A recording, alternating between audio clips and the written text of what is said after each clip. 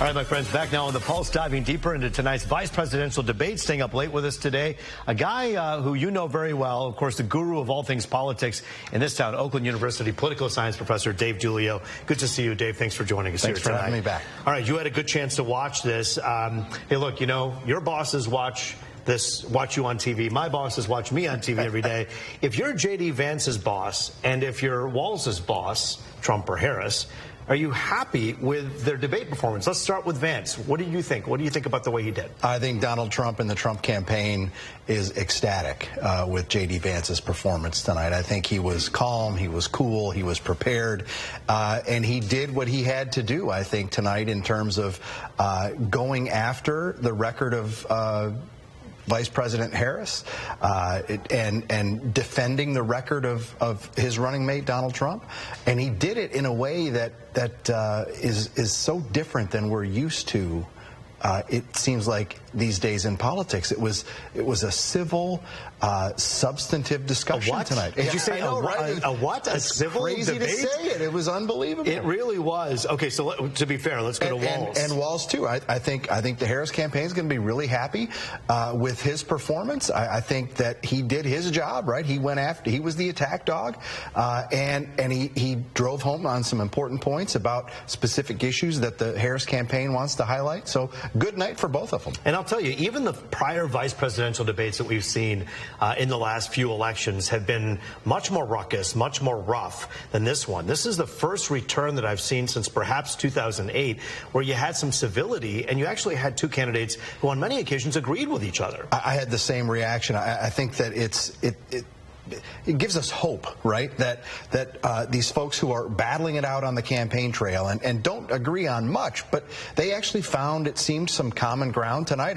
Maybe that's the one thing that the Harris campaign won't like about Walz's performance is he was nodding a lot in agreement with J.D. Vance, right? I mean, I think that's one thing that they may want to revisit. Yeah, I think Vance at one point, though, also said if Tim Walz wins, he will have my prayers and he will have my and if he needs to call on me, he can. I would imagine that if you're Donald Trump and being kind of a bullish and dogged competitor, that he's probably going, Mr. Vance, what were you doing, man? Right? Yeah, he certainly is not following in the footsteps of his, as you say, his boss. So what do we do with that? When we take a look at that, we take a 30,000-foot view of this. Donald Trump and Kamala Harris are going to be Donald Trump and Kamala Harris. Walz and Vance, we didn't really know what to expect. So for them to come out and show conciliatory behavior and to show that they can be friendly, does that just attract the middle voters and the independents?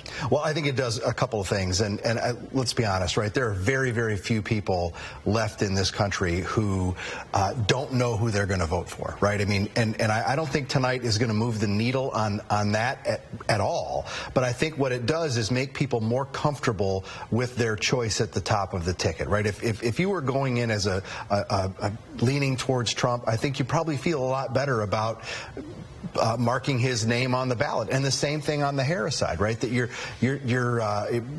got that comfort level, you've got that reassurance almost that hey, they've got running mates that can handle the job. And you do a lot of events at Oakland University that have political discourse. When you look at how this thing was moderated, the CBS News folks said we're not going to fact check you. You have to fact check each other.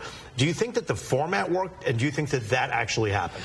I think it worked pretty well. I think that there was less banter between the candidates and the moderator compared to the presidential debate. Now, some of that's because of the candidates and their approach, but I think it worked out pretty well. And my only criticism is that again tonight we see the moderators ask questions, pointed questions, and the candidates ignore the question and they answer with whatever they want.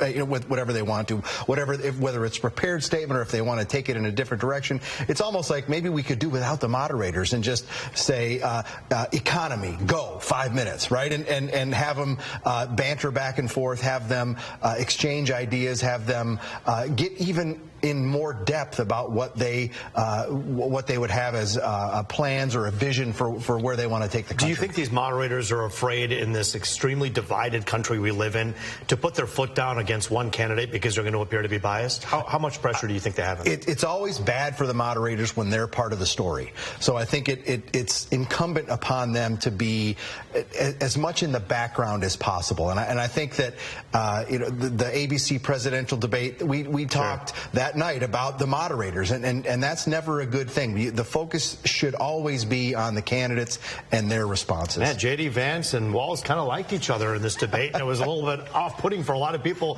who are taking sides on one camp or the other. But Dave Giulio, it's always good to talk to you. Thanks for joining us here on The Pulse tonight. We're keeping this conversation going after the break. A Democrat and a Republican, Aaron Tobin and Congresswoman Haley Stevens, they debate the debate next.